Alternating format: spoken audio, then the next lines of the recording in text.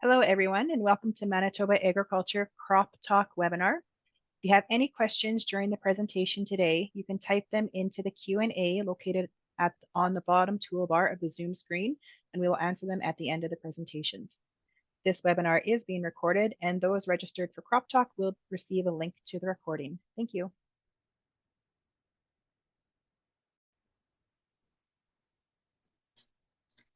Thanks, Aaron. Can you I just want to double check here. Can you hear me all right? Yeah, you started to cut out there for a second there, Lionel. Okay, yeah, no, you cut out at the end there, so I was just kind of concerned, but okay. If you anything comes up as we're going here, just let me know, okay? I'd like to welcome everybody to the October 16th edition of Crop Talk. I'd like to thank Aaron for correcting my date mistake there. I put the 19th. I was busy doing too many things, I guess, and and, not paying attention to the slide I put up. But for today, we're going to do a few things. We're going to go through the growing season here and talk about a few things we learned as we're going through it. There's been some questions that have come up, so I'm going to involve the crop scouting panel as we get to some of the crops and kind of flow it together as we go. So with that, I guess I just will continue on. So one of the things, and I think we learned this year, was the value of a burn off and getting weeds controlled early. And I think we've seen that in maybe not as much in our wheat crops, but we definitely seen it in our oilseed crops and even in some of our pulse crops. We got into seeding and everybody gets going and we're getting crop in, and then all of a sudden some of that crop starts to come up and we miss our burn off, and we get a lot of weeds that all of a sudden are large, and when we go to in crop spraying, we run into problems and have to use higher rates, and then our options are limited as to some of the products we can use. And I think Kim Brown mentioned this in several of our crop talks about right time and right rate, and I think that's I think this year, if anything, should hit home to a lot of producers, because I think a lot of producers got caught with that as also as waiting and not spraying when they could be spraying, because weather plays such a huge role in spraying. And later on, it got windy, and then just trying to get crops sprayed was a big challenge. So I think in some of the later seeded cereal crops, we ran into problems where some producers were having major weed problems, and even when we got into spraying our oilseed crops, especially canola, where producers were running into problems as well. So all in all, I think it affected yields in general, and so I think that's something that we need to be um, on top of every year, and it seems like it's becoming more and more important. So I think as we are able to put the crop in fairly fast once we get going, we definitely need to get somebody on that sprayer and keeping up with burn-offs and before the crop starts coming up, and then getting ready to spray in crop when you still may be getting to the end of your seeding. Some of the early seeded stuff would need to be sprayed in crops. So definitely something we learned there. I guess we also learned that peas had another good year. They seem to take advantage of early seeding. We had good moisture at the start of the year. They grew fairly fast, developed well. And then when it got dry, the disease didn't seem to mature or happen a whole bunch in a lot of our pea crops. So I think um, that bode well for peas this year. We didn't really have any harvest issues. It's and And again, we had averaged above average yields. I think good quality, and probably now probably some of our better prices are in some of the pea crops. So I think producers of group peas this year were able to take advantage of a few things during the growing season. So I think a crop that from just talking to a few producers in the last week here, I think might even be on the rise again next year. We might see a few more acres of peas going in just for that fact, and the fact that it spreads out the harvest in the fall. And I think a lot of producers like that they were able to get their peas off, mid-August to late August this year. So basically everything was done well before we were into spring cereal harvest.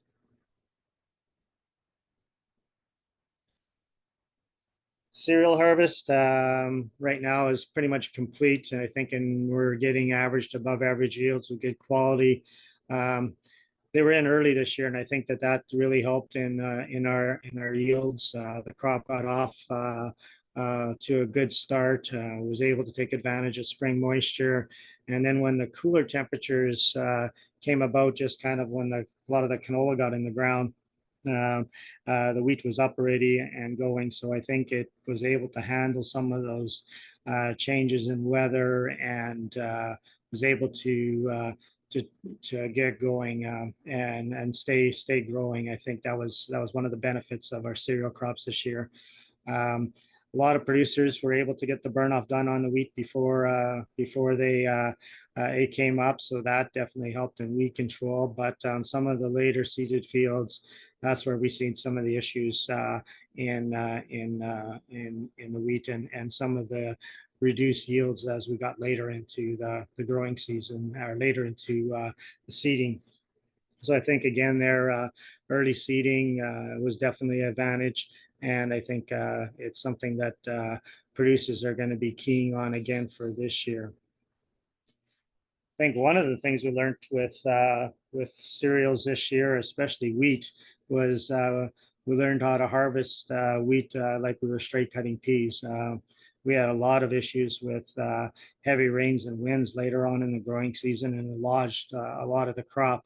And with those heavy rain events, it just made harvest difficult for a lot of producers, having to shave the ground, having to deal with stones in some cases, just land that's I guess not rolled fields. So basically, producers having to deal with a lot of issues that they would normally have to be worried about when they're growing peas and soybeans as compared to growing wheat. So I think a lot of producers are starting to look at what happened there this year, and I think some producers are actually looking closer at their fertilizer program, looking at some of their decisions regarding soil sampling, and just seeing if maybe in some cases we over fertilized some of those crops and just made them a little bit too weak. And what happened is when we get heavy rains and wind events, when it went down, it just never did had the ability to come back up again. So I think in talking to producers this fall here, I think I did notice that there's a lot more producers talking about soil sampling. In the past, it would be only a few fields, but I think I think now we're seeing more producers doing more of their fields and trying to see where they're starting off. And so I think that's a good thing. I think it's something that we need to take a closer look at, because we definitely don't want a harvest like we had in some of the cereal fields this year.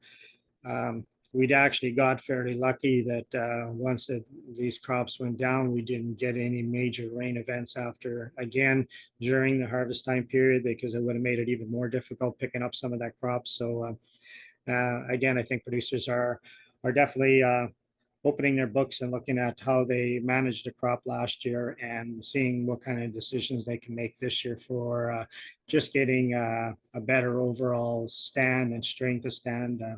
I have talked to some producers, and they had been talking now, maybe looking closer at growth regulators, and we'll see if that comes into play. But I think the biggest thing is starting at the beginning, where we need to be looking at maybe not putting excess fertilizer on. And I think Darren Bond made a good comment a while back there where he had talked about with prices starting to come down on a lot of the grain crops, cereals as well as oil seeds. We need to start looking in our budgets as to where we can be more efficient. And I think so. I think this is one place where we need to start looking. The other one is on our herbicide application, and I think we've mentioned that quite a few times throughout. Throughout this growing season, that we need to be aware of where we sit with some of our expenses, because I think it's going to factor in next year as well. So some good things happening because of some maybe some harder harvest issues, but overall the cereal crops have done really well. We've got really good yield reports in most areas, and very good quality, and sometimes even surprising how good the quality was, even when you get fields that lodged as bad as the one in the picture there. Soybeans, from talking to a lot of people, I think the soybean crop looked really well. It's probably one of the better kind of years for it than we've had in a few years. Looked very well throughout the whole growing season. One of the things again we seen where it can handle wet conditions early in the growing season, and when we did get that wet conditions in late May and early June, it was able to handle a lot of the moisture and still grew fairly well through it. Uh, I think maybe towards the end here, we always said we needed a rain in August to make sure we got that really good yield, and we got the rain in August, but it just seemed like we didn't quite get the right bump up at the end there. I think a lot of producers are talking that 35 to 45 range, and especially in the Southwest here anyway. So I think we might have been expecting a little bit higher yields on some of those. We're pretty much done harvest on the soybeans. I would say there's maybe about 20% left in the Southwest here, but it's a crop that I think we were maybe expecting a little bit higher yields, but we definitely had a good average to slightly above average yield in most areas, I would think. I'm going to jump into canola here, and I asked Sonia to come on this morning to talk a little bit about canola and what we've seen with the canola crop this year, and been getting a lot of questions from producers regarding lower canola yields this year, and thought Sonia can maybe make a few comments as to why she might have, seen what she's seen through the growing season as what might have caused maybe some reduction in yields. So, Sonia, I'll turn the screen over to you. I understand you made a few slides up. Yep, thanks, Lionel. Okay, I'll just share my slides here.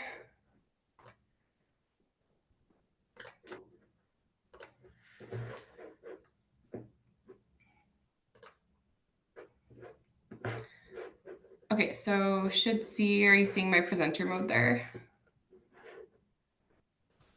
Yeah, just if you could change it to presenter mode, yeah. Okay.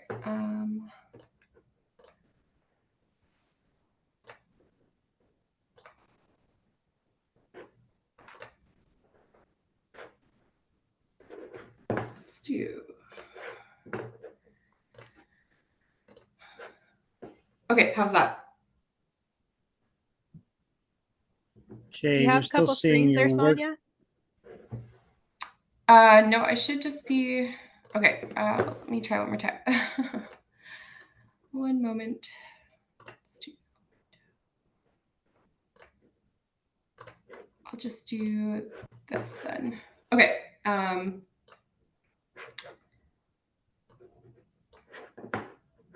There we go. Okay, I'll just keep it here then. Perfect, thank you. So yeah, I'll just share a bit here what we are seeing in the season. Like Lionel said, there are a couple main kind of topics in canola 2024 here that were being seen, and you can just do a bit of a dive on weather. So what happened with that wet and cool spring that we saw? How did that affect the plants? thinner stands. Were we seeing that, or what caused that? Some of the disease pressures that we saw, and then reports of more severe lodging. So in terms of weather, we definitely saw, we had moisture for sure in the spring, right? And kind of we saw, canola going in kind of late April, early May, being different than canola that went in mid-May, and then canola that went in later May and that early June. So there was differences because, there was that, as Lionel mentioned, kind of that really cool period there during that mid-May area. So although we had really good moisture and we had on general actually very, fantastic germination if you got in and were able to, just with your field conditions, a lot of canola then kind of sat with that cool weather that then came. So the kind of late April, early May that got seeded, if it went in, was able to kind of jump through some of those stages, depending. But then when that mid-May came, kind of sat for a bit longer with some of those cold conditions. And then, of course, just with moisture, the later really benefited from that warm weather and was able to move through the growth stages more rapidly. So, a lot of the stress that was being seen as well was that the seed treatments were on. Let's say it did get seeded while you're able to get into the field, but just with the amount of moisture that was sitting there, and then also the cold temperatures, it really was just kind of like a vector that encouraged, just for the length of time, that encouraged disease, and then also flea beetle feeding, because it just sat at that younger stage rather than moving through past that kind of 4 to 6 leaf stage.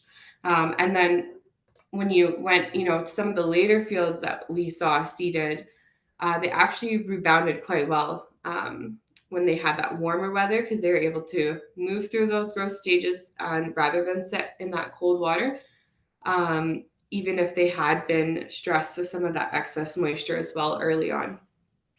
So yeah, just seeing the cold temperatures had a large effect there, combined with the wet conditions.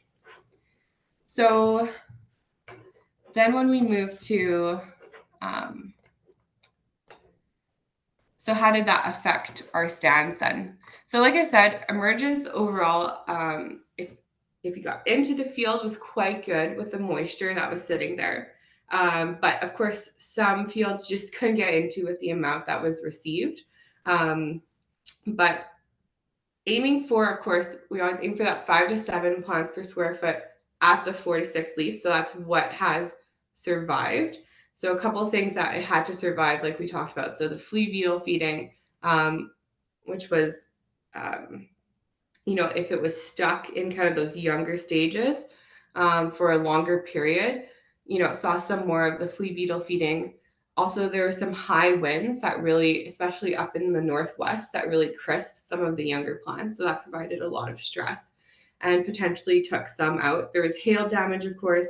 And then overall, in a lot of areas, we had that excess moisture stress that, of course, caused plants to die potentially. And so all of those, that we saw this year could have led to thinner stands. I think in general, the emergence, though, being quite good, it was really dependent on some of those factors for your plant mortality.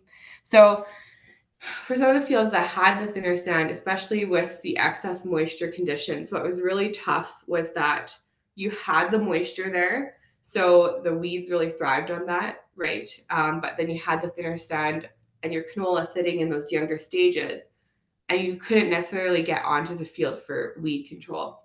So the weeds kind of thrived having access to light, having access to moisture, and not being controlled. And so that was definitely a tough fight for some fields. The good thing is that, later on, canola will really branch out to really close in that canopy. It's more elastic in that way, potentially, than other crops, but it still takes time to get to those growth stages. So when you couldn't get in early because of the moisture, it was quite tough and had a lot of weed competition. But again, good news is that when you could get in, right, herbicide options are great in canola. but it was just whether or not you could get in. I think this year that was really tough.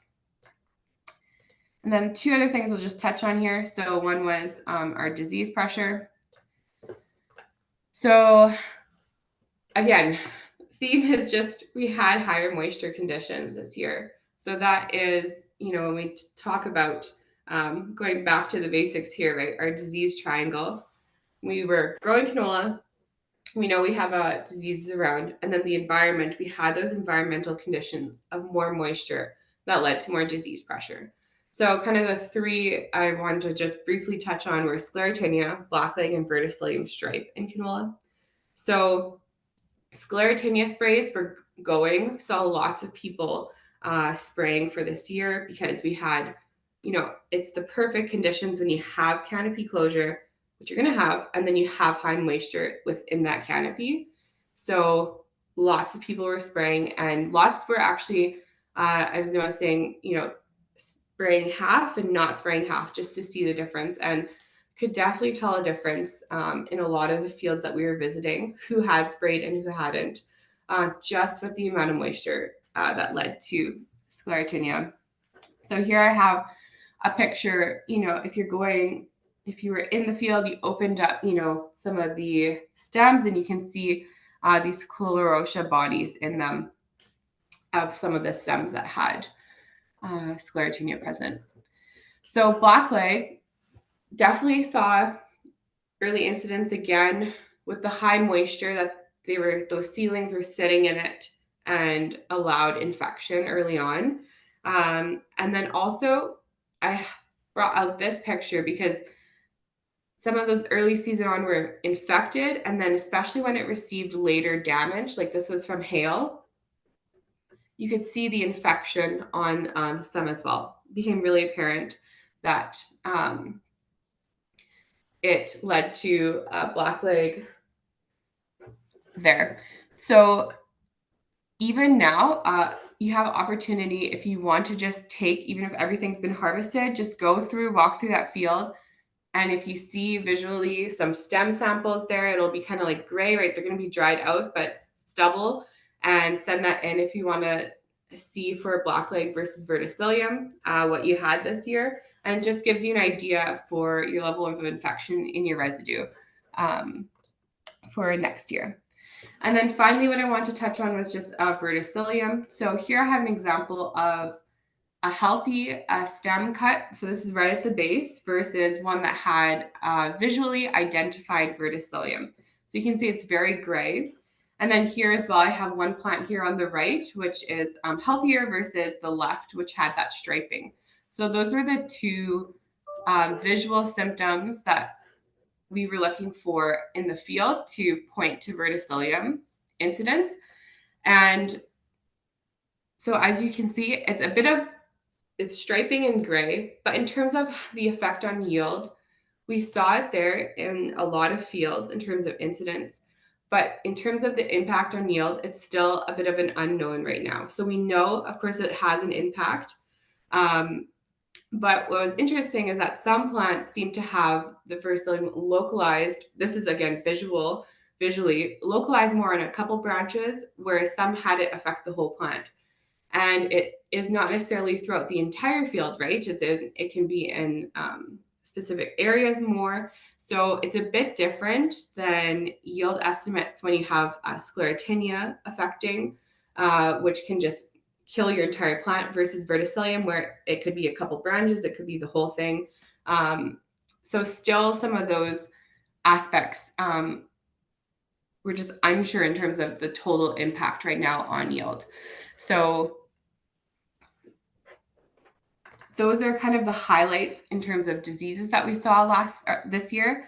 And then the last one Lionel wanted me to touch on was lodging. So again, had a lot of plant biomass growth, especially with some of those later seeded fields, And then we had high winds as well. So we did see lodging, especially in some areas of the province.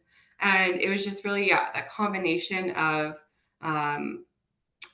we had good moisture and had the warmer, especially if it was later seeded, and then had more of that wind, some really intense wind events as well.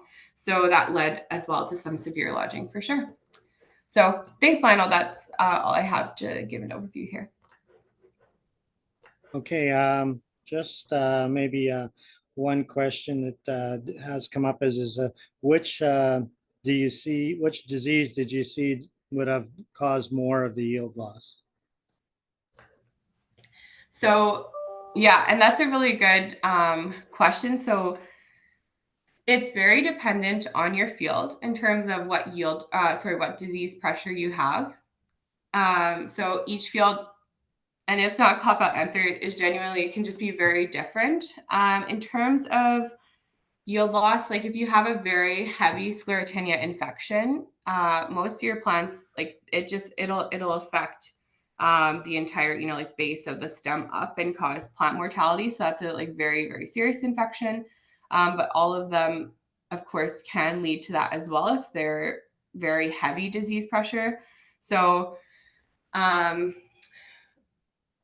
guess that, yeah, it just would really depend on what's in your field. But overall, we are currently looking through our disease survey results. So we did fields all across Manitoba this year. So we'll have an idea in terms of pressure overall, um, what was hitting canola the most, I guess, after this year.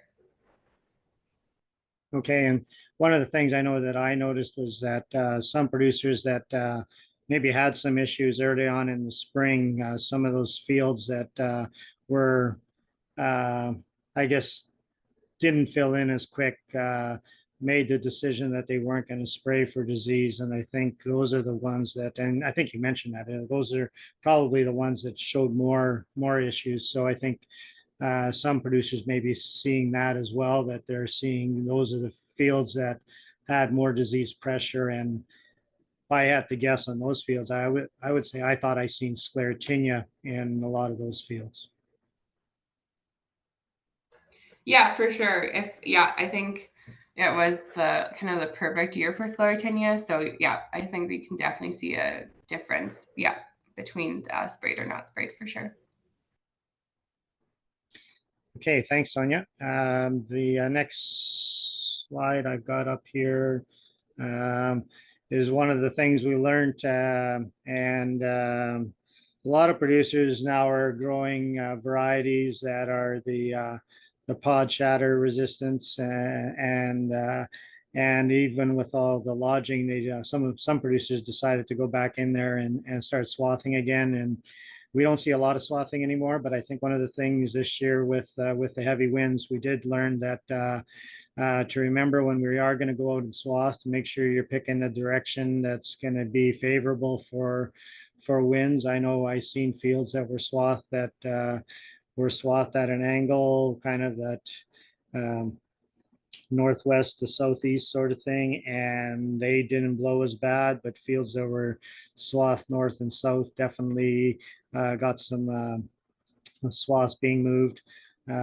Also, the other thing was leaving some stubble to anchor those swaths down, because shaving it on the ground because it was lodged kind of put it in the perfect situation if we did get some strong winds to get it tumbling and moving along the field. So I think one of the things we learned is how to swath canola again. I think so in the future, if we have to swath canola, we'll have this in the back of our mind again, that canola swaths can still blow. So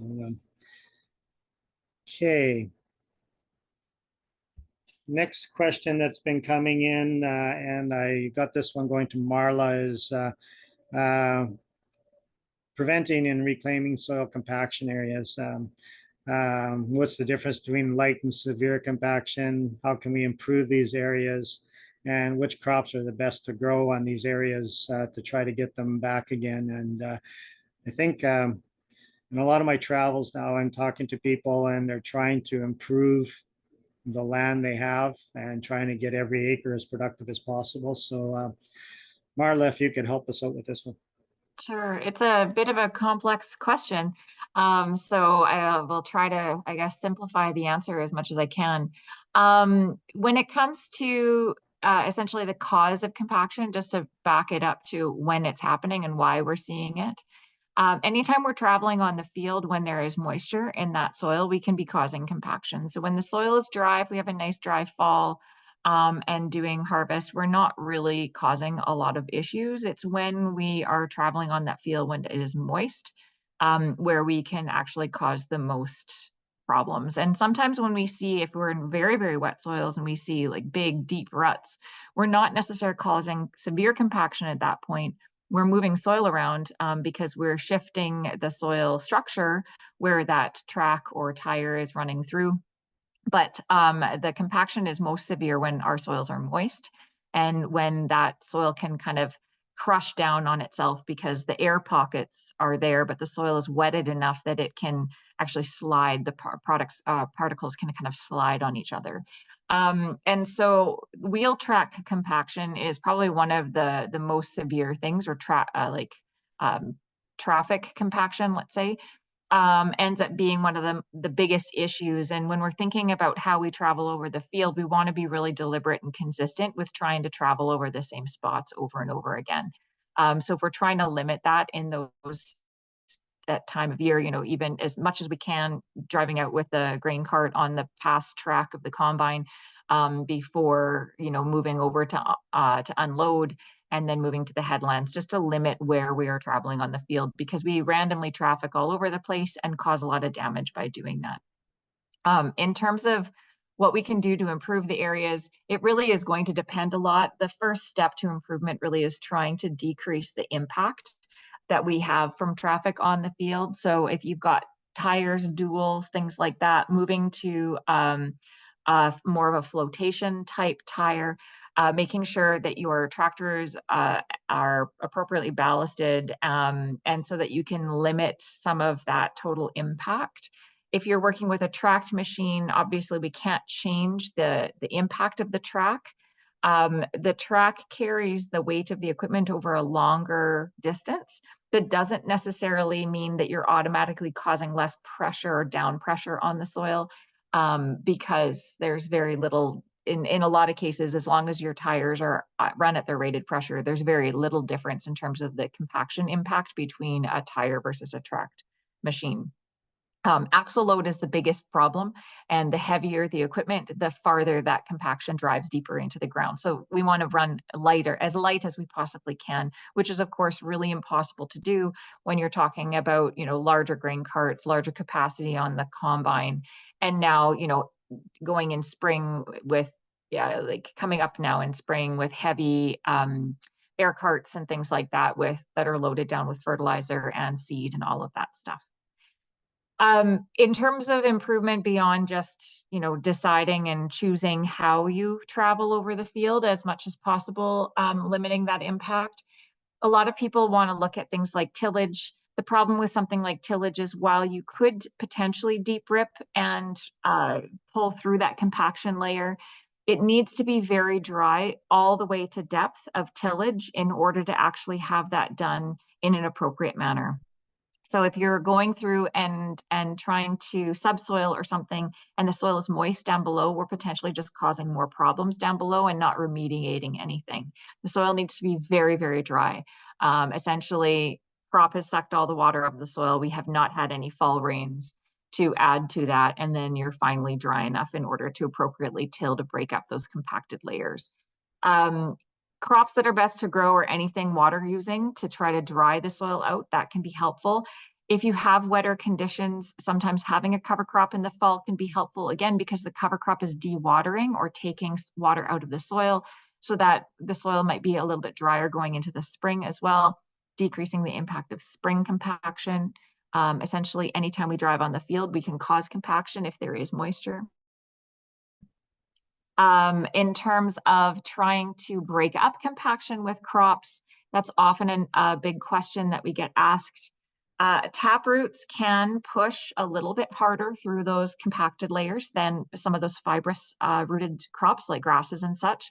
That being said, we have to recognize that a tap-rooted crop can only do so much or put so much pressure on the soil. So decreasing tillage, taking tillage out, trying to allow previous crop roots to, leave these biopores or spaces as those roots decay and degrade over time, so that new crop roots can kind of move down through those spaces. The more we can leave those intact, the better off we are. So it's a difficult thing when we talk about compaction because the impacts can stay a long time and they're kind of hard to know what the overall impact is in terms of, X number of yield loss due to this type of compaction. But as we see the fields grow, as we see things green up in the season, as we start to see those lines show up in the field where that compaction is an issue, we can start to visualize some of those issues. And the biggest thing that I want people to keep in mind is just decreasing traffic as much as possible, which means limiting traffic to really specific areas. Not everybody needs to move to a full controlled traffic farming situation, but if we can limit some of where we're traveling across the field, that can make a big difference in the long run in terms of limiting how much compaction we cause in the field. Okay, Marla, so at the beginning you mentioned you just finished mentioning again there is to limit traffic. So is it better to have like a path across the field that the cart stays on or whatever, than to be going all over the field and trying not to have that path? Absolutely. And it's difficult to do in practice. So, I mean, we often talk about this in theory, but in practice, it can be really hard. So, just something to think about as people are talking about how to manage that grain cart. A good grain cart operator can be hard to find. It's not just a simple task. And also then, the problem is that in the wet years when we're kind of stressed out, and things are a little bit more hectic dealing with those wetter conditions, those are the years when you really have to have a good plan in place in terms of how you manage travel across the field. If you have a dry year, we are less panicked about, traveling across the field because we're also not causing the same amount of compaction. But I also think that this is where we need to have just good habit forming, and that it should always be in the habit of traveling across a more consistent track as possible. When we talk about compaction, the rule of thumb is that 80% of compaction happens in the first pass. And what that means is that if you were to travel over the same spot 4 times in a row with the same piece of equipment, after that 4th pass, we would consider that to be 100% compacted. Now that's relative because it's never going to be fully 100% compacted like concrete. But if we consider that 4th pass to be, fully compacted or as compacted as you might get with all of that travel, 80% of that total compaction happened the first time you traveled over. And the second, third, and fourth pass only added that additional 20%. So that kind of shows the impact of what a single pass across a field can do in terms of that total compaction ability of that piece of equipment. So given that, if we randomly drive across the field and we're causing this, 80% of a total kind of compacted ability every single time we randomly drive across the field, it's in everyone's best interest to really try to limit that travel and try to focus on as little area of the field being trafficked as possible. So every farm's going to look a little different in terms of what that's going to look like. The ability to do that will be a little different, again, depending on the capacity of the combine, the capacity of the cart, how often you have to drive out and travel out in order to match up with the grain cart and unloading, and getting back to the edge of the field for movement into the truck. So it's not something that we can give a hard rule of this is how thou shalt, get this done. But it's something that I want people to think more about is how can we actually do this with decreased impact on the soil by decreasing essentially where we travel across that field during those harvest months. That's a really good point because a lot of people or a lot of producers you talk to, when they see that, that one track across the field and almost made into a road, they go, well, we can't do that anymore because we're making that too compact. But really, it's reducing the amount of compaction over the whole field, right?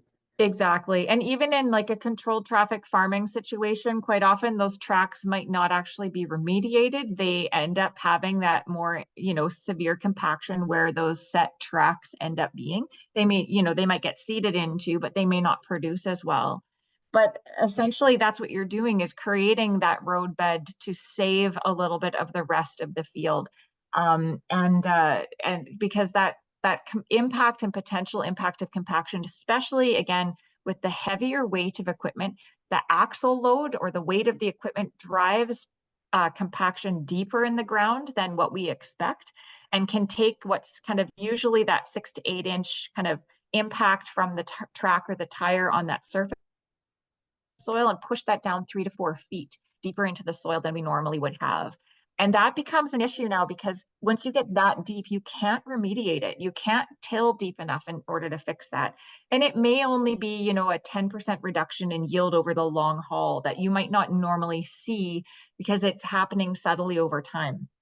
But if that 10% reduction in yield never comes back, it can have an impact then over the field if, over a period of time or a long period of time, the entire field ends up feeling that compaction with random traffic. So just things to keep in mind. Compaction is not an easy topic.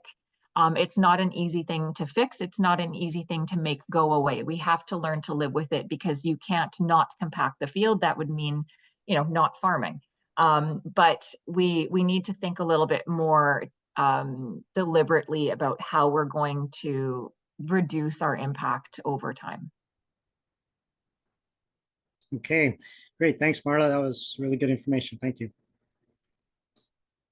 Okay, question was brought up a couple weeks ago on CropTalk regarding the effects of edge on water hemp, and has anybody actually seen the effects up here in Canada? So that was when Wes Lewis from Gowan was speaking, and he said he would see if he could grab some information. So Mike Grenier from Gowan did get back to us and sent us some information. So I asked Kim to maybe make a few comments and on some of the information that Mike sent us regarding, I guess it's Solon, I guess is the product that is the same as Edge in the States. But I'll let Kim start off there, and if you got some questions, we'll go from there. Okay, thanks, Lionel.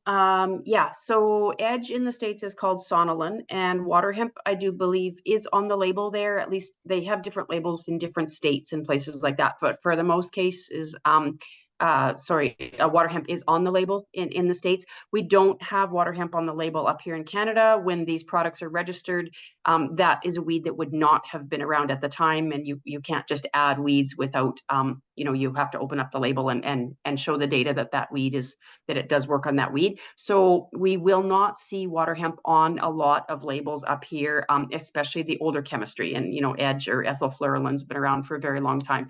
But we do know that Edge is a very good pigweed product. And so water hemp and Palmer amaranth are in the pigweed family. And so we do, we can make the assumption that doesn't always work, because not all herbicides will work on all related plants, when they're in the same family. But in this case, we do know that Edge does a pretty good job, and it does anywhere. There's a study that Joe Weikley had done, and it was, anywhere from mid 70s to I think mid 90s% control on weeds like Palmer amaranth and water hemp. So based on what we've seen in the States, that we could assume that it's going to work. We do have to be careful. We do know we have some we're going to get resistance to anything that we use products repeatedly for. As far as I know, there isn't any water hemp resistance yet in the States to ethylfluorolin. But again, these things are only a matter of time. So we do need to be careful when we're using that product. If you've used it lots on certain fields in the past, just be careful where you're using it. We need to follow good herbicide rotations to make them last as long as they can. But for now, I would think that it's going to be working pretty well for us. Again, it's not something though that any of us have seen. We don't have enough water hemp here yet consistently in fields year after year to know whether or not, these products are definitely working on that water hemp. But we can assume it's going to do a good job, at least off the start anyways. Yeah, and I think one of the things they mentioned is the layering thing as well, right? not just using Edge, but coming back with another product in crop, right? Oh, for sure. And I mean, Edge is a very, very good first step in a layering program. And that layering program is going to include a burn off, which won't have any residual, but will get the weeds that are already emerged. Edge, as we know, the group threes work on weeds as they emerge. They work on weed seeds as they germinate. And so we need that. We know that it's not going to work on emerged weeds. So you need to have that set up. You need to have this as part of a program. And, in years where we've got really good residual weed control, especially when you do your incorporations properly and you get that really nice layer of activation in that top level and that top couple of inches of soil there.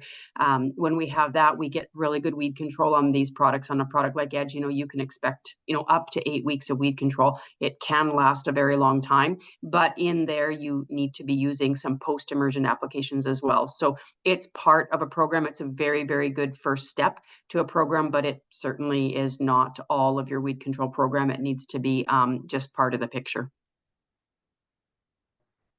Okay, great. Thanks, Kim, for giving more information on that. And thanks to Mike for sending us that information.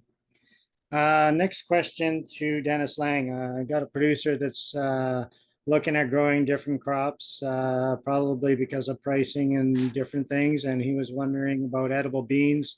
So I thought it would be a good opportunity for Dennis, maybe, give us some information on getting edible beans off to a good start, what to do this fall and in preparation for next spring. Well, thanks, Lionel. When it comes to growing dry beans in Manitoba, it's there's some skill to it for sure. One of the first things you need to decide is what bean type you're going to be growing. Now, if this producer is going to want to direct harvest, then typically they'd be either looking at a black bean or a pinto bean. And for in this location, if they're further in the west, they're probably going to be looking at a black bean, something like CDC Blackstrap, which is pretty early and will be suited for direct harvest. But you need to do a little bit of legwork ahead of time to find out if the buyers are interested in the varieties that you're growing. But I would typically start off with something fairly straightforward, like a black bean. And with the black bean, you can direct harvest those, and that's probably a good way for most growers to start. A few other things to kind of keep in mind as far as soil type selection. If you have a sandy loam soil with really good drainage, really important for dry beans. They don't like wet feet. So something with really good drainage. Watch for volunteer soybeans in your rotation. What I mean by that is you do not want to grow soybeans for 2 full growing seasons before you try dry beans on that field, because you will have soybeans volunteering. And soybeans are considered a food allergen in the dry bean business. And so if you have soybeans in your harvested sample of black beans or pinto beans, that could have that sample or that load rejected. So you really want to pay attention to make sure that there's nothing in that rotation to start with. A few of the other things I'd like to tell growers, especially new growers, is check what herbicides you used in the last couple of years. If you've used any Launtrell-based products last or this year and going into next year, that's a no-no, because that's going to cause you grief. And it's something that it does require a 2-year break if you're using anything with Launtrell in year 1 and wanting to plant dry beans in year 2. If you refer to the Guide to Crop Protection and go to page 95, there's a listing of various recropping restrictions for residual herbicides. But that's one thing I would always want to check with what you sprayed in the last couple of years, mainly the last year. But if there are some products that are listed there that do require 2 full seasons, so you might want to check that as well. As far as the question was asked, Lionel, when you emailed me yesterday about whether or not they should use a planter or an air seeder, my preference is if you have access to a planter, use a planter. With dry bean seed, the seed is very brittle, especially if the seed is coming from areas of the U.S. and that supply seed to Manitoba. A lot of times that seed moisture is 10, 11%. That seed can be very brittle if you're running it through an air seeder. Not that it can't be done. You just have to be a bit more aware of your airflow rates and checking to make sure that you're not cracking the seed because you don't want to reduce your stand. So really, if you're targeting a 30-inch row spacing for a black bean, you want to target somewhere around, to end up with somewhere around 100,000 seeds per acre is what you want. And for a pinto bean, you want to end up with somewhere around 80,000 seeds. So you take your germination, you factor in your germination. So you might be planting a little bit higher than that. You might be putting down 110,000 or 115,000 seeds for blacks, and to get that 100,000 plant stand. And you may want to shoot from maybe 90 to 100,000 for pinos, just to make sure you have a good stand. And that's in a 30-inch row. If you're in a narrow row situation, you're going to be bumping those rates, and that's a bigger discussion about what rate you should go with. With dry bean seed, because of the drier seed, sometimes you see higher mortality. So again, when you're using an air seeder, you just have to be a lot more careful to make sure you don't crack that seed. As far as what you can do this fall, I typically, for fertilizer for dry beans, you want to shoot for about 100 pounds available in the soil. So if you're 30 on your soil test, which is also very important to make sure you do soil tests this fall just to see where your levels are at. But if you're at 30 pounds per acre on your nitrogen, you're typically topping up to about 70 pounds to get you to that 100 pounds. There is really no effective inoculant for dry beans, so most growers will put the nitrogen down in the fall, just for that field prep. Edge in the fall would be great as well, because again, you need some of that soil applied herbicide to really give you a good leg up when it comes to dry bean production. The edge can be put out in the spring as well, but again, there's also that how dry it is going to be in the spring too, and the more times you cultivate, the more you dry the seed out. You're typically planting dry beans around May 20th, so there is a little bit of time, but not every year is the same. So whatever you can do this fall to kind of prep for it, if you're managing phosphate in the soil, typically 30 to 40 pounds is what I like to see banded in the fall to prepare for next year's crop. You can't really put very much down with the seed at all, like maximum 20 pounds with the seed, unless your seeding equipment is able to side band away from the seed, then you can go a little higher. Manage your straw this fall. You don't have to have the ground totally black, but just manage the straw so it's spread evenly. And if you're putting your edge down and incorporating once this fall and then once in spring, because you're seeding in that May 20th time period, like when the soil temps get to around 10 degrees Celsius, that first cultivation will help to warm up the soil a little bit. So you should be on your way there. But do your legwork throughout the winter months. Find out what you need to do to your combine to give you the best quality sample. With dry beans, it's all about quality. So a lot of times when I do presentations about dry bean production, I don't start in spring, I start in fall. And I start with the equipment and I work my way backwards, because everything is related to, how good a sample you can get in the end, and things that you do during the season. If you have stones, you're rolling the field. Weed control is really important. So getting that edge on and giving you that added weed control early on. There are some post-emergent products that you can use on dry beans, and the listing can be found in the Guide to Crop Protection. But you really have to pay attention to what weather conditions are like when you're spraying. Some of the products like it warmer, and if it's a cooler time period when you need to spray, and if you don't have any edge down, then your weeds can get out of control, and that is a real concern. With that being said, I think that covers a lot of the first things that growers should really be aware of. But just only grow as much as you can afford to lose the first year, as the saying goes. So be comfortable with what you're growing, and be able to manage that and do what you need to do when it needs to be done. And that's what I have for dry beans. Great, thanks, Dennis. Some really good points there, and I think we'll probably have you on early in the spring to maybe talk a little bit more about it, because I think well, I know the one guy was definitely interested in growing them, that's for sure. So Yep, for sure.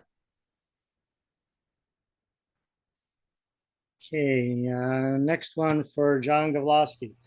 I was at a producer's place the other day, and we seen this grasshopper, and I sure wasn't exactly sure what he was, so took a picture of him. And then also I had put the picture of the woolly bear up a while ago, and you had made some comments. So I thought it would be good to get you on and maybe make a few of the comments to everybody on CropTalk here today.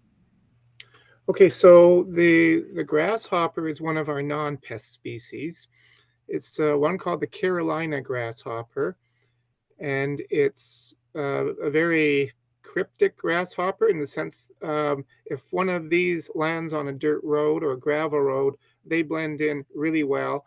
And they actually have this behavior where on a hot day, they will move out of lush vegetation onto the gravel and dirt roads and often be basking there. So when you are driving down the roads, often they're flying away, and you will get this flash of black with a yellow rim on their hind wings when they fly away. But yeah, this is a Carolina grasshopper, very cryptic, and again, not one of our pest species. Really, really broad host range of plants that they will feed on. They really like things like brome grasses. They will feed on things like dandelions, kochia. They've got a very broad host range. We very rarely see them at any big densities in crops, though, so we do consider them a non-pest species. And the woolly bear. So this particular species is called the banded woolly bear, obviously because of the bands on it. And amazing what you can find on the internet. There's a lot of, I guess, myths about this caterpillar, that you can predict the severity of the winter based on the amount of black. That is a myth. The amount of black depends on the age of the caterpillar. They have more black when they're younger, and as they grow, the brown in the middle tends to get bigger, and there's less black on the ends. So when they get into their later instars, also the amount of moisture in an area, there's often more black if it's been really moist. So those are the two things that seem to control the amount of black. But a short answer is no, they can't predict the severity of the winter. They will turn into, in the following spring, a really attractive moth called the Isabella tiger moth, which is kind of a yellowish orange color with some faint brown striping on it and an orange abdomen. So they're actually a very attractive tiger moth as an adult. Okay, yeah, no, that's I found the picture with the banding and the predictions on I guess it's X now. I guess it was Twitter or whatever, but I That seen doesn't it, so I surprise me either. put it on myself. Be careful what you read on Twitter. Okay. Yeah. Good. Thanks, John. Next one is back to Kim. Kim, I got this picture and was wanting a weed ID. Kind of stumped me at the beginning, but then once you kind of mentioned to me what it was, it made sense. So if you could take it away as to what weed is this, and maybe even what I mistaked it for. Yeah. Yeah, thanks, Lionel. So the picture there, the bigger picture in the middle, is a picture that Lionel had sent me, and the pictures along the right are some things that Dennis had sent me, and that is northern willow herb. I get lots of pictures on that all the time. Actually, I think I've had, I don't know, 4 or 5 pictures just in the last couple of weeks alone of people that, are sending in pictures. And what is this weed? It's still staying very, very green right up until kind of the end. We've had a really hard frost now, so I would expect there wouldn't be much left of it, but you never know. It is a kind of a hardy little plant. So it's in the evening primrose family. It's a very small weed. It can be either annual or perennial, but I really don't think we have any of the perennial here at all, because what we've got is just really small annual plants. Glyphosate doesn't seem to work on it. It's not resistant. It's tolerant to glyphosate. And there are plants out there that glyphosate or Roundup just does not do a great job on. And I think this is one of them. So, but it's not really a big bad field weed. We just see it occasionally here and there. It's going to be in the wetter areas of the field. So sometimes it'll be there because there's a little bit less crop there. We'll see it maybe more in our row crops as well. When they're in those wetter areas of the field, we do see that. That is something to be aware of if you're growing, something like soybeans. And you've got a wetter area of the field. Normally the soybeans will do pretty good there, but you'll maybe see this northern willow herb show up there as well. And this is just one more point that you don't use straight glyphosate on this. You've got to be using tank mix partners.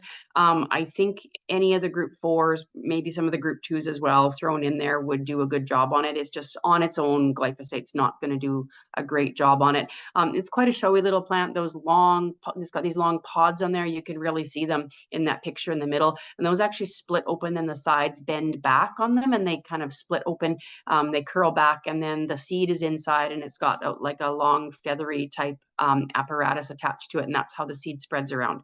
So it's nothing to worry about. It's never been a weed that's been commercially, caused issues in commercial crops. You see it more in waste areas, edges of the field, old yard sites, that type of thing, along the ditches, that type of thing, and occasionally in a field. And it does cause a bit of a panic, though, when it's still pretty bright and green, and you've sprayed with glyphosate and it hasn't worked. So again, just one more plug, we never should spray glyphosate on its own.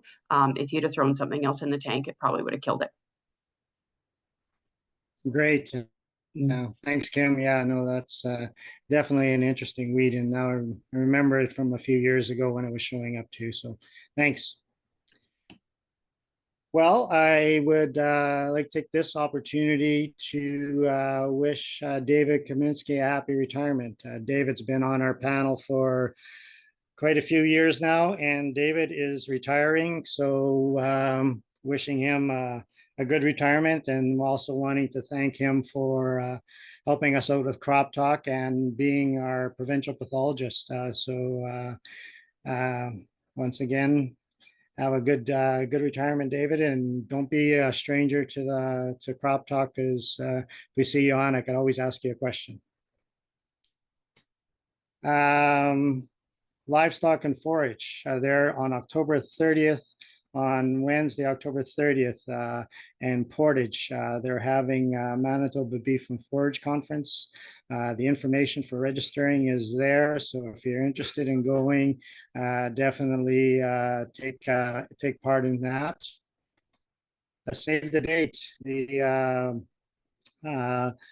We're getting ready for the Manitoba Agronomist Conference, and it's on December the 11th and 12th.